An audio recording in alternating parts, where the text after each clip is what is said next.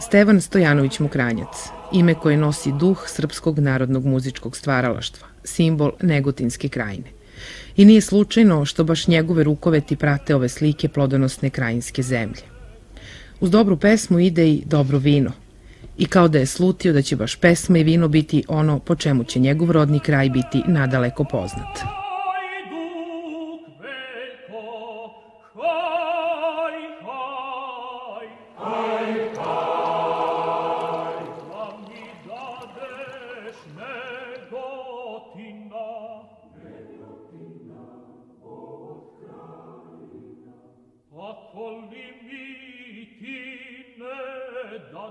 Rajac u Negotinskoj krajini jedno je od 3 sela bogate vinarske istorije. Vinari ovog kraja generacijama ljubomorno čuvaju tajnu dobrog i kvalitetnog vina. Smešteno na brežuljcima i okruženo planinama, Rajačko vinogorje rađa najbolje i najslađe grožđe od koga vinari ovog kraja još uvek na tradicionalan način prave dobro vino. Rajačke pivnice nastale još pre 2 veka jedinstven su arhaičan kompleks vinskih podruma, iza čijih debelih zidina od ručno klesanog kamena zrije najbolje vino.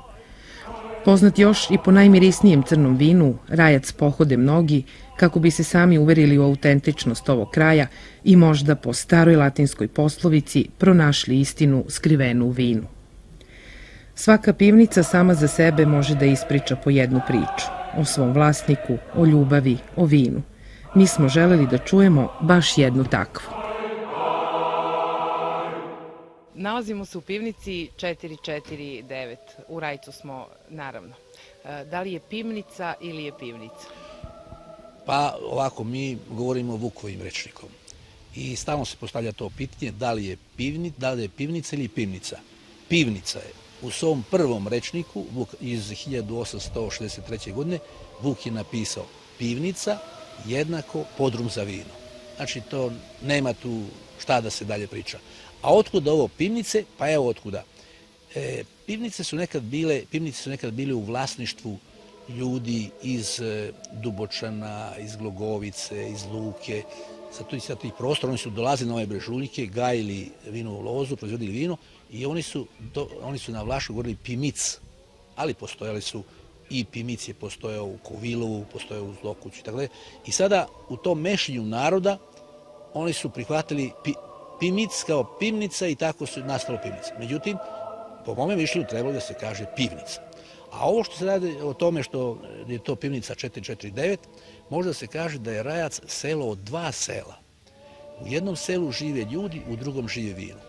Naše selo je imalo oko 320 kusur kuća i oni su kad su pisali brojeve na kapijama u selu, oni su nastavili od početka pivnica da broje pivnice tako što su pisali brojeve i recimo ovo je 449, ali imate i pivnice koje imaju broj 600. Znači koliko ima kuće u selu, toliko je bilo pivnica ovde. Svako je znači iz sela imao svoju pivnicu. Lekovita svojstva vina nadaleko su poznata. Francuzi i njegovi veliki poštovaoci kažu da je vino hrana. Da li je baš tako? Vi ste primarius doktor, zdravstveni radnik, bavite se prvenstveno prevencijom zdravlja. Može li vino da bude preventivno? Pa znate šta, to je isto jedno interesantno pitanje. Neki su skloni da kažu, probaju vino pa kaže ovo je kao mleko, ovo je kao lek, vino je hrana i tako dalje. Vino niti je koga nahranilo, niti koga izlečilo. Voda za piće je najbolje piće. Recite nam nešto o istoriji rajačkih pivnica. Pa, veoma su stare rajačke pivnice. Na primjer, ova pivnica je stara 170 godina. Međutim, i pre njih su postojale pivnice. One su bile drvene i kao što je sve bilo od drveta u Timočkoj krajini, jer u Timočkoj krajini najviše raste hrast. Međutim, Turci su često u poslednjoj fazi, da kažemo, postojanja Turske te imperije, oni su često upadali u sela, napadali narod, pljačkali narod, palili su kuće, palili su i pivnica. I u jednom momentu došli su ljudi do stanovišta da treba da naprave to od kamena i napravili su pivnice od kamena i evo na pivnici postoji puškarnica, znači pivnica su bila i mesto da se proizvodi vino, ali i mesto to je bila tvrđava, tako da Turci napadnu selo, oni se povuku na Pivnica, onda pucaju kroz to, bore sa Turcima, tako da Pivnica su u to vreme imala dvostruku ulogu. Eto, to je nešto ovako iz tog istorijata. Međutim, ono što impresionira, to je da se selo u jednom momentu odlučilo da napravi još jedno selo. Na jednom tamo bregu, tu pored iznad sela, koja se zove Stena, postoji ovaj kamen, taj Krečnjak Jurski, od koga su pravili pivnice. Oni su to kopali, preko zime, kad prestanu poljski radi, oni su vadili taj kamen i vozili volovskim kolima na Pivnica i doterali su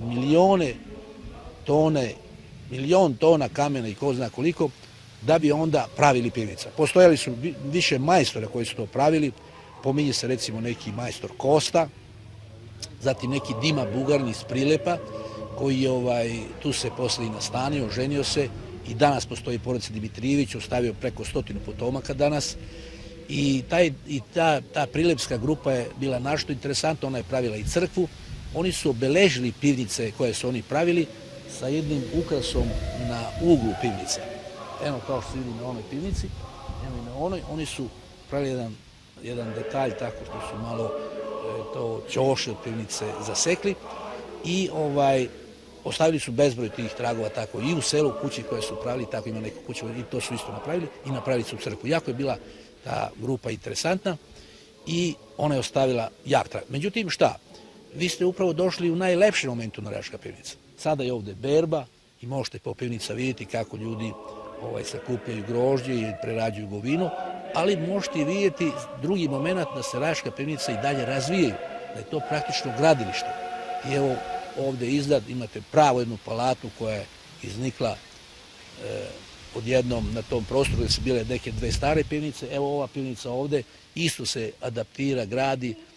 Na pivnica pored grožđa dovoze puno ovog kamena od nekuda i gradit će nove i nove pivnice. Tako da pivnica predstavlja jedno interesantno mesto, jedan interesantan prostor koji privlači ljude i mislim da će to da utiče i dalje da pivnica u jednom momentu prerastu jednu turističku destinaciju. Kada ste to rekli, da vas pitam, imali smo prilike da sretnemo ljude koji nisu iz ovog kraja, a dolaze ovde i proizvode vino. Da li to znači da će možda autentičnost ovog kraja biti ugrožena? Ne može biti ugrožena što se tiče samih pivnica, jer su pivnica pod zaštitom države. Ovi stručnjaci iz spomenika za zaštitu spomenika kulture, oni su... Ja se izvinjavam, mislim da je možda sve manje i manje starosedeoca i njihovih naslednika, naravno. Ne, znate šta, Rajački atar je strašno veliki. Naš atar je koliko cela Srbija. Rajčana ima po celoj Srbiji. Mi naše selo volimo, dolazimo tu, dolazimo na pivnica i mnogi od nas sada pivnica popravljaju, pripremaju ih za to što predstoji za tu turističku jednu destinaciju da postane Rajačka pivnica. Tu smo uvedena je voda, uvedeno je svetlo, uveden je telefon, Telekom je jako dobro postupio, svaka pivnica je priključena na telefon, tako da Rajčani vole da dođu na svoja pivnica i oni će tu, bez obzira da živi u Beogradu, Novom Sadu, Nišu, tako da oni dolaze i tu preduzimaju nešto da budu na visini tog momenta koji je sada prisutan i u duhu tog vremena koje je sada. Ne tugujemo mi za prošlim vremenima. Mi smo sada srećni što se sve ovo, evo danas je puno ljudi na pivnicama. I tako je skoro svaki dan. I mi smo srećni zbog toga.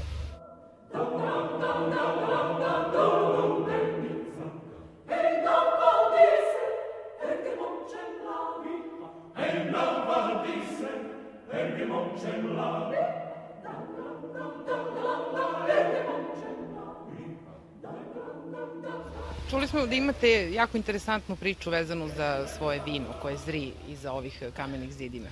Pa evo, vino koje ovde imate, evo ja sam tu doneo ovom bokalu, to vino ima svoje ime, znate, zato što ima svoj karakter, kao i čovjek. Znači, svaki čovjek ima neko ime, pa ima čak i nadimak, znate.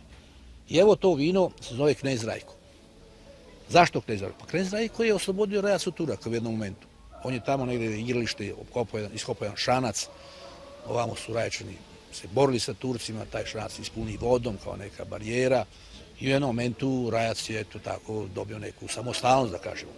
Sad po njemu ja sam nazvao ovo vino koje je kompozitno vino, sastoji se iz dve komponente, on u sebi ima francusko, ima napravljeno od grožđa game i i svoje postojbine Božole kod Liona, to vino ima ukus na voće, ali u sebi ima i krajinski začinjak, našu autoktonu sortu, i od krajinskog začinjaka ima ukus ljubavne češnje. Kažu za vino, kada se pije, idi, a ja ću da te stignem. Šta to znači? Pa to znači, ali ne radno se samo na vino, nego uopšte na alkoholna pića, treba jedno vreme da se u organizmu resorbuje alkohol i da ispolji svoje dejstvo. To vreme otprilike iznosi sat. Za sat vremena posle upotrebe alkoholnog pića najviše ima u krvi alkohola. Znači, oni koji dolaze ovde i piju vino i neko drugo piće, rakiju, za 1 sat posle toga mogu očekivati da se nalaze u nekom stanju maksimalne količine alkohola u krvi. I to je ono stanje koje je opasno i može dovede do neke saobraćajne nesreće ako putuje kolom. Dakle da, mada naše vino, ja kažem, Knez Rajko, recimo, on ne opija nego pobuđuje. Ali, znate šta, ne treba takva iskustva probati kad je saobraćaj u pitanju. Kako se pije vino? Pa znate šta, ima jedan rajački bon ton u pijenju vina. Naprimjer, crno vino se pije, eto, sada kad prevri, pa od danas dok ne počnu da kaplju streje. A to je znači jedan period u februaru kad dojuži, pa sa pivnica počne se topi sneg i eto kaplju streje. Poslije toga pije se ružica. Ružica se pije dokle god ne se novati prašina po putu, ne digne se prašina po putu. Šta to znači? Pa to je negde kraj aprila, maj, kad se osuši dobro put i sad dune vetar, digne se prašina, dok se pije ružica. Nakon toga pije se belo vino, dokle ima. E sad, belo vino je interesantno da svako pije u Rajcu barem litar jedan vina. Znači, to je kao neka dnevna doza. Leti se nosi belo vino u balonu u polje, kad se radi, i sada oni dodaju u to vodu. Kako ne staje vino u balonu, tako se dodaje voda. Pre podne se pije vino 2:1 u korist vina, posle podne 2:1 u korist vode. Međutim, ima jako značajan, zdravstveni značaj takva upotreba vina u polju, jer ako je hrana na suncu se malo pokvari, ne može doći do trovanja hrana, jer vino je odličan dezinficijens, tako da je to kao neki antibiotik koji se koristi i recimo Rajčani ne pate od tih enterokolitisa, koje je vrlo često bolenje, recimo uopšte i u gradu i u selu i danas. Kažete da ovde ne dolaze samo oni koji vole dobro da popiju i naravno dobro da pojedu. Ovde dolaze ljudi koji žele da nahrane svoju dušu. Recite nam nešto više i o tome. Rajačka pivnica predstavlja jedno mesto okupljanja mnogih ljudi različitog obrazovanja, različitog socijalnog statusa, različitog porekla. Neko će da pomisli da ovde kad se ide na Rajačka pivnica da je to zbog toga da se dobro napijemo ili dobro najedemo mesa. To nije sporno, može to da bude. Međutim, na Rajačka pivnica dolaze i naučnici. Recimo, dolaze i organizuju simpozijum. Na primjer, letnja filozofska škola, znači filozofi su najpametniji ljudi naroda, su uvek dolazili ovde, obično četvrtkom, to se zna, pošto pravi dan, četvrtak je na Rajačkim pivnicama, i ovde na Rajačkim pivnicama ne dolaze samo da se jede i se pije, nego da se održe besede. U neko vreme kad sam ja u tome sudelovao, ja sam uvek započinjao jednom filozofskom besedom, pa su onda ostali profesori nastavljali dalje, a studenti su slušali. Ili su pričali svi oni koji vole da filozofiraju. A u Rajcu se voli da se filozofira. Jer šta, mi smatramo, obično neki kažu, pa kako toliko mnogo radite, kako to vinograd treba tu dosta da se radi. To nije tačno. Rajčani kažu ovako, vinograd nije za radnika, to je za mangupa. Dosta je to vulgarno, šta to znači? Pa 2 meseca radite, a 10 meseci ste na Rajačkim pivnicama, sa društvom razgovarate, filozofirate, pričate i tako da. Bavite se i politikom. I može se reći da Rajačka pivnica važe, to je kao rajačka demokratija. Šta to znači? Pa to je kao Areopag u Atini. Znači, na Areopagu možete doći i ispričati što god želite. E sad, i na Rajačke pivnice to možete. E sad, ako nešto pogrešite, ti si pričao, može da bude, pio sam rajačko vino. Znači, to je Areopag, rajačka demokratija. To su Rajačke pivnice. Verujem da ih je bilo puno, ali recite nam neku anegdotu, ispričajte. Ima jedna anegdota za Tamničane i za Rajčane. Kaže, dođe Tamničanin na Rajačka pivnica i bude tu sa svojim drugovima i tako, i onda, kad se sve to završilo, pođe pešicu Tamniče preko ovog brda koji se zove Lipovac. Međutim, on usput tamo padne i zaspi. i u neko doba noći se probudi. I on gleda šta je sad ovo, gde se nalazi, kaže, i seti se, i kaže, Avre Rajčani kažu da im jako to vino, a nije moglo da me dovede ni do Tamniča, a to je 4 kilometra. Rajčani kažu jako im vino, a nije moglo da me donese ni do Tamniča, a to je samo 4 kilometra. I za kraj neka poruka onima koji vole da piju dobro vino. Pa znate šta, ako neko voli da pije vino, ja preporučujem da se pije vodu, ali ako neko voli da pije dobro vino, ako neko voli da pije vino, potrebno da pije dobro vino. To znači najbolje moguće vino. A najbolje moguće vino je skupo vino. Tako da, ako je najbolje rajačko vino, nemojte da neko iznenadi kad na pivnica to treba da platite skupo. Jer to je nešto što zaista vredi. Pa eto, mene živo interesuje koja je razlika između tog jako kvalitetnog vina i onog manje dobrog. Pa razlika je u tome, pre svega, naše grožđe se proizvodi na jednom takvom jednim uslovima klimatskim, da je zaista kvalitetno grožđe. Postoje o tome i napisano da je taj rajaško područje jako kvalitetno za proizvodnju kvalitetnog grožđa. Onda, kada imate dobro i zdravo grožđe, sa dosta šire, recimo ovaj knez Rajko, on je imao širu 24 ove godine. Ako imate dobro grožđe sa jakom širom, od njega će da ispadne dobro vino. Ne možete, kad je slaba šira, da imate dobro vino, nema ni govora. Tako da onda, sad šta, kad dođe, prerada je sada važna. Prerada grožđa. Naprimjer, moje vino je ručni rad. Ja ne koristim muljaču. Zašto? Pa muljača razbije grožđe, napravi od njega kašu. Međutim, ja rukama, kroz sito jedno koje možete vidjeti, proturam bobice grožđa u kacu. I tu se bobice grožđa samo izgnječe.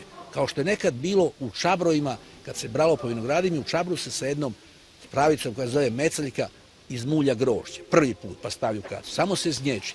To je dobro da bi se postigao dobra kvaliteta vina. A onda sledi i dobra higijena u pivnici, odnosno u buradima, i pretakanje. Mora se odmah vino, čim se posle vrenja, kad se završi, da se odmah pretoči, da se odvoji od tog grubog taloga, jer tu ima i zemlje, lišća, insekat, sve što se našlo moglo na grožđe, da se odvoji od toga i onda opet da se pretače. Recimo ja, pošto proizvodim vino klasično, kako se proizvodio 100 godina, pretačem ga na prvi mraz, pa na bogojavljenje i onda na proleće još jedan put, kad ono plane još malo, jer ima u sebi šećera, tad se još jedan put i onda je vino zrelo za upotrebu. I to je možda dobro vino. Hoću da vas pitam, eto da napravimo jednu digresiju, kaže se, naročito za predstavnice lepšeg pola, kad neko hoće da uputi kompliment, kaže, ma sve što si starija, sve si bolja, kao vino. Kao staro vino. Pa znate šta, tu sad nešto promenilo u tome. Nekada je važilo mlada žena i staro vino. Sada smo mi to promenili, se pokazalo da je bolje ovako kako sada mislimo. A to je mlada žena i mlado vino. Zašto? Pa u mladom vinu ima još uvijek onog što ima u grožđu, a u starom toga ne. Znači, to je bila jedna predrasuda iz starih vremena, sad je to drugačije. Po francuskoj medicini, ona doza vina koja još uvijek obezbeđuje da organizam to može da dobro iskoristi, je 10 ml na kilogram telesne težine. Znači, jedan muškarac, 70 kg, tako se sve računa u medicini, bi mogao da popije 700 ml vina. Za ženu 30% manje, to je negdje oko 500 ml vina. Sada, ako ta preporuka može da važi, znači jednu čašu od 2 deci popijte za ručak i to ne bude dovoljno danas. Ima jedna francuska interesantna ideja, jedna poslovica koja kaže ovako: deux verres, ça va. Trois verres, voilà les dégâts. A to bi u prevodu bilo ovako: 2 čaše može, a 3 čaše to je već veliki problem i bit će neke nesreće. Sad možda vas pitam, da li se slažete sa starom latinskom izrekom da je u vinu istina? Može da bude to tako, ali je u vodi zdravlje.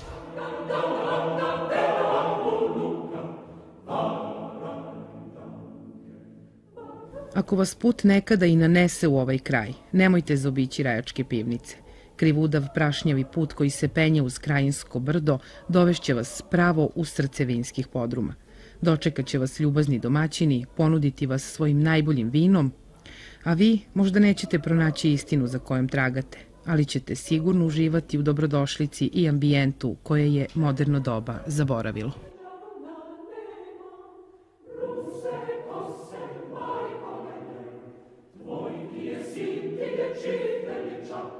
All